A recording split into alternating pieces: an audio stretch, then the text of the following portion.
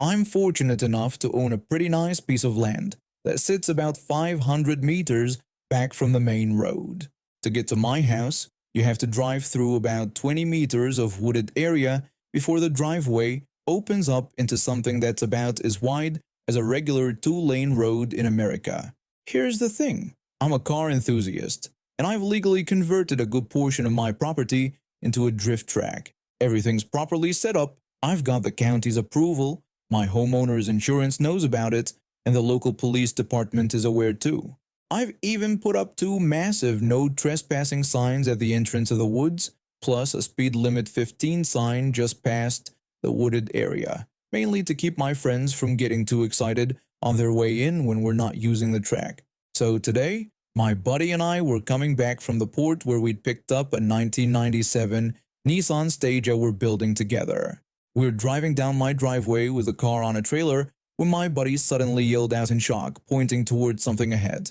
He was pointing toward the corner of my paved property where I keep a medium-sized shed.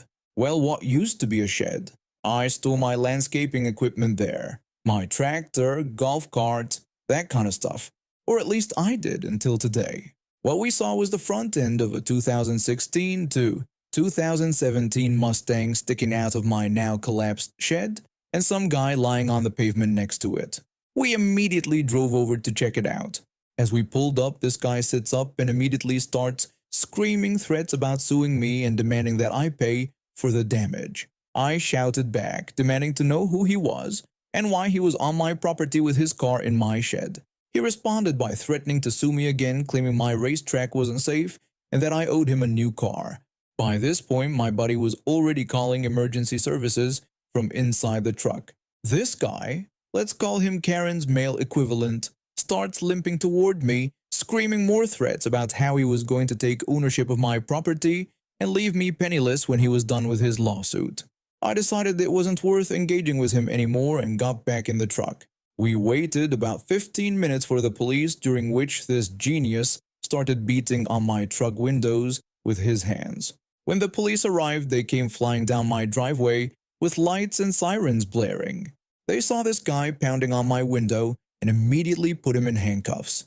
That's when my buddy and I finally got out of the truck. When questioned by the police, this genius admitted he'd been driving past my property all summer, hearing engines and tires squealing from the road. He confessed that he had finally decided to try running a few laps today. When the police asked about the no trespassing signs, he admitted seeing them but claimed he didn't think they applied to him. I mean, seriously, who else would they be for? The police arrested him for malicious destruction of property. A local tow company came and impounded his Mustang, and when I finally got to inspect the damage, I realized the entire shed and everything in it was completely destroyed. Keep in mind, this shed was a good 25 feet away from the paved surface. That's how bad his driving was. The guy did end up leaving in an ambulance, though the paramedics said he'd be fine. Nothing serious, just some bumps and bruises from his spectacular failure at drifting. Now my insurance company gets to deal with this mess, which I'm sure they'll just love. The first thing I'm doing this week is installing a gate with a security code. After 15 years of never having issues, it looks like I need to up my security game. At least I've got a good story to tell at car meets now. The tale of the entitled wannabe drifter who thought no trespassing signs were just friendly suggestions. My dad had been in law enforcement for over 20 years at this point. He was well respected in the community and known for being fair but firm with criminals. He always said that most people who ended up in his custody were just people who made bad choices, and he believed in treating them with basic human dignity while still ensuring justice was served. It was a cold winter evening around 9 p.m. when this incident happened. My dad and his team had just finished their shift at the police station. They had already turned in their service weapons, signed all the necessary paperwork, and were getting ready to head home. That's when they got the call about a prisoner transfer they needed to handle.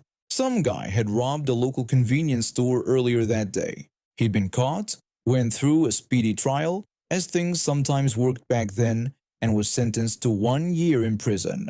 My dad and his team were tasked with transporting him from the courthouse to the state prison. My dad remembers being tired and a bit annoyed about the timing, but it was part of the job. He gathered his team, and they went to pick up the prisoner. At pickup, my dad told the prisoner to keep things simple and follow their instructions so they could get him processed quickly. The prisoner just muttered that he wanted to get it over with. The drive to the prison was uneventful. The snow had been falling heavily all day, and there was already a good knee-deep blanket of it covering everything. When they arrived at the prison, they started the standard prisoner transfer procedure. That's when things got interesting. As soon as they got the prisoner out of the car, he must have thought he saw an opportunity. Despite being in handcuffs and surrounded by officers, he suddenly made a break for it. Now, picture this: a grown man trying to run through knee-deep snow while handcuffed. It was almost comical. My dad yelled at him to stop, but the prisoner barely made it 10 meters before he face-planted in the snow. My dad and his team didn't even have to run. They just walked over and picked him up. The whole escape attempt was so pathetic that my dad decided not to even file a report about it. Back then, officers had some discretion about minor incidents, and he figured the guy was already going to jail anyway. That should have been the end of the story. But about a week later, my dad's superior called him into the office. The superior told him they'd received a concerning letter from the prisoner, who was claiming the team had shot at him during his escape attempt. The superior wanted to know why this wasn't in any report. My dad was shocked and explained that they couldn't have shot at him since they'd turned in their weapons before the transfer. The prisoner's complaint triggered a whole new trial, with the same judge who had sentenced him for the robbery. You should have seen this guy in court, spinning his dramatic tale. He went on and on about how they had shot at him, claiming bullets were flying past his head, and that he could have died, calling it police brutality. When the judge asked my dad to respond to these serious allegations, my dad explained that his team had turned in their service weapons before the transfer, and he could provide documentation showing the exact time they signed them back to the station. The judge examined the weapons log, which clearly showed my dad and his team had turned in their guns well before the prisoner transport. The timestamp and signatures were right there in black and white. The judge asked the prisoner sarcastically if he was really claiming they shot at him with guns they didn't even have. The prisoner started stammering, trying to backtrack by saying he was sure he heard gunshots.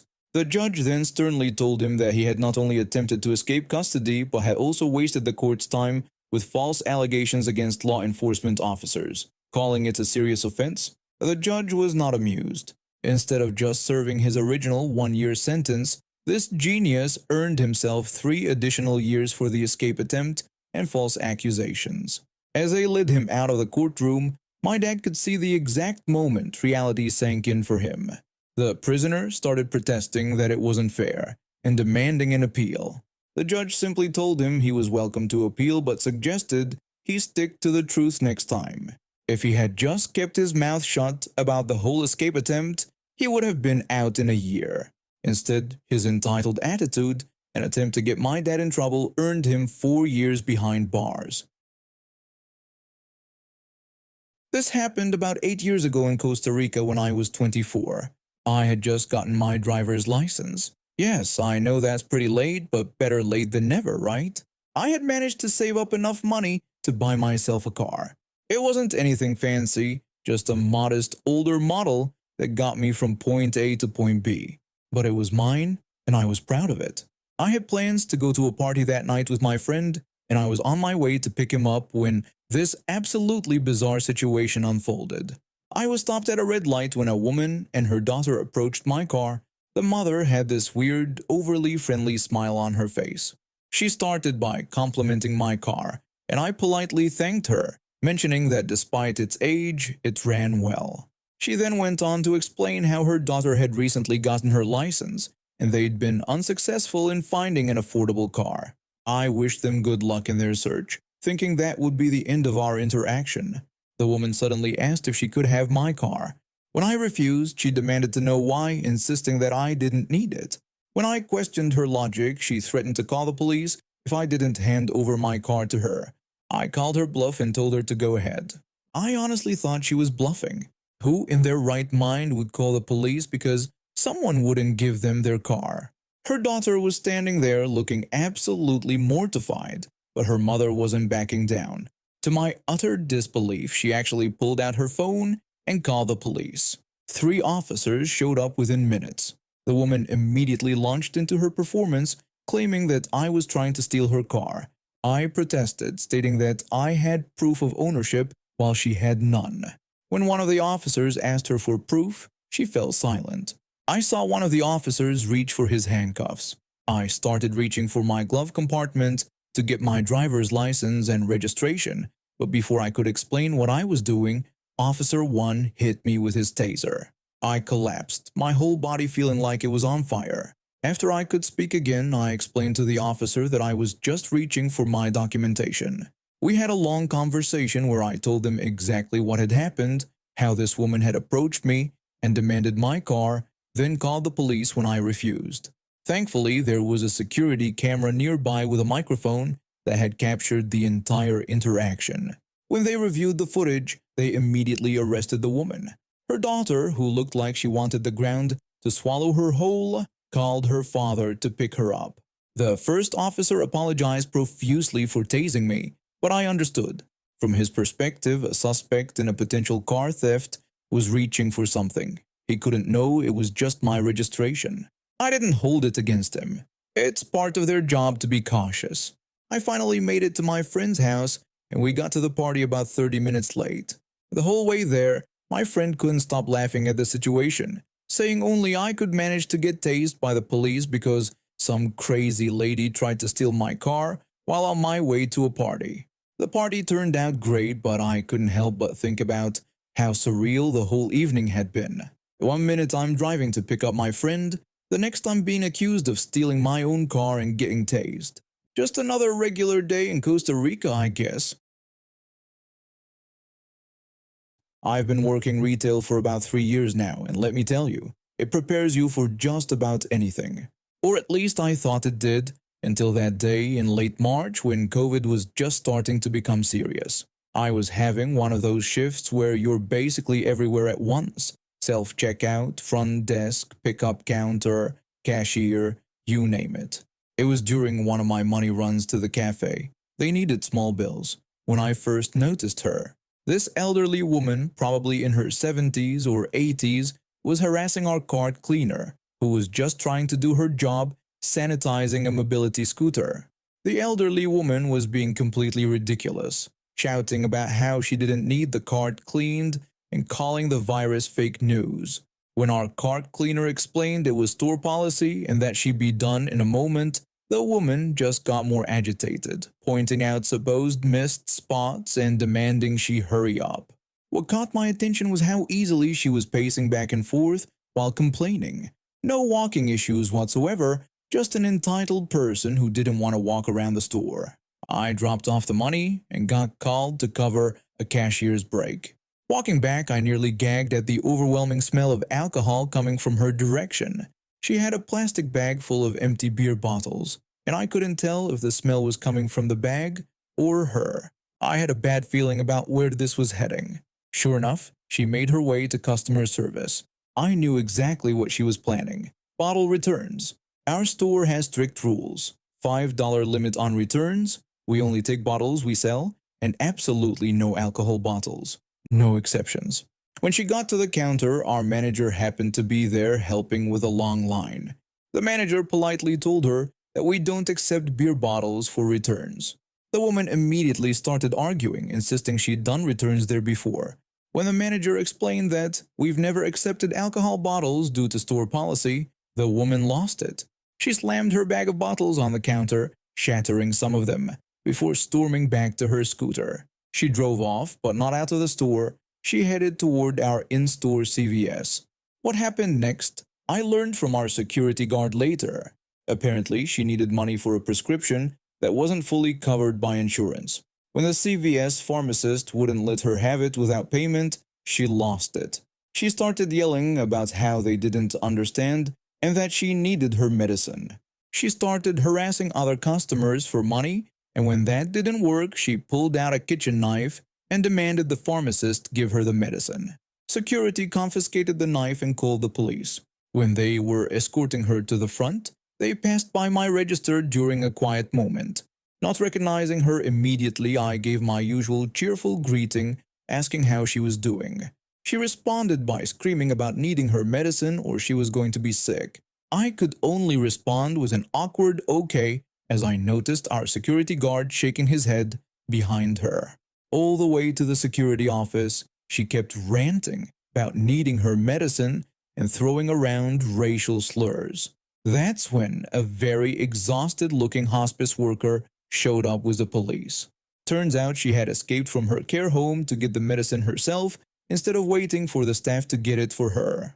After about 30 minutes in the security office, they emerged with the police escorting her out. She wasn't handcuffed, but they were watching her like hawks.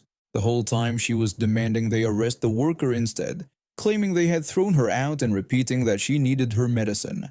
The police weren't having any of it.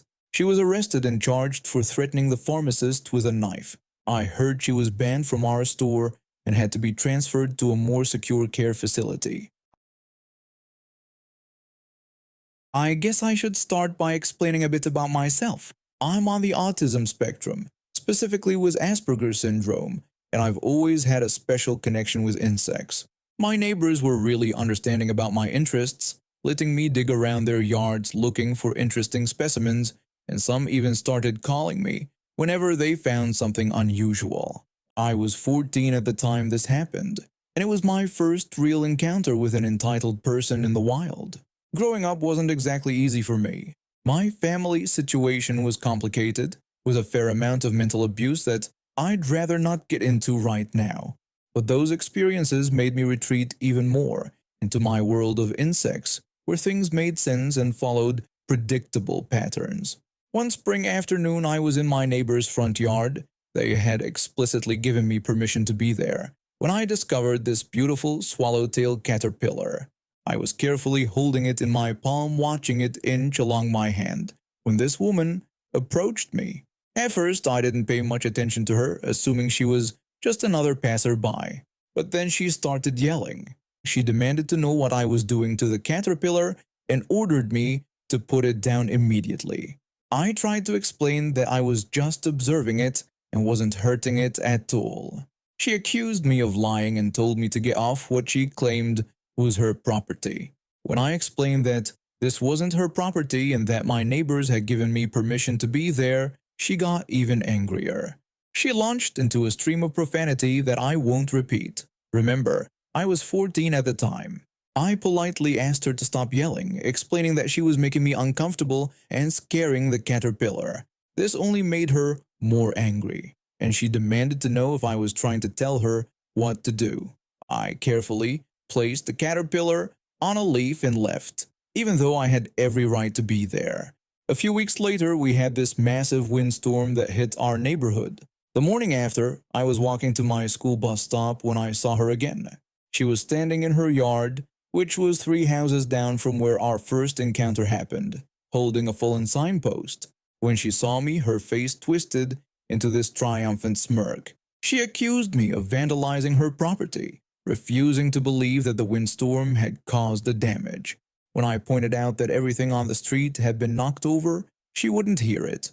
She claimed I was getting revenge because she had caught me torturing the bug.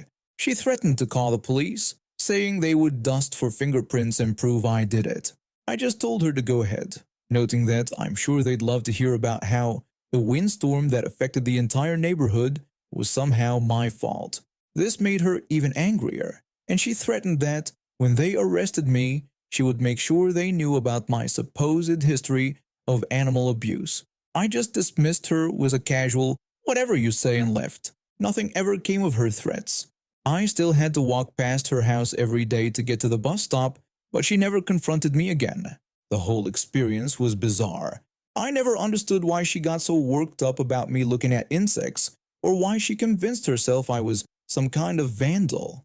Maybe she had nothing better to do with her time than harass random teenagers, or maybe she was just one of those people who need to create drama where none exists. These days, I still study insects. I've gotten better at handling confrontation too, though I prefer to avoid it when possible.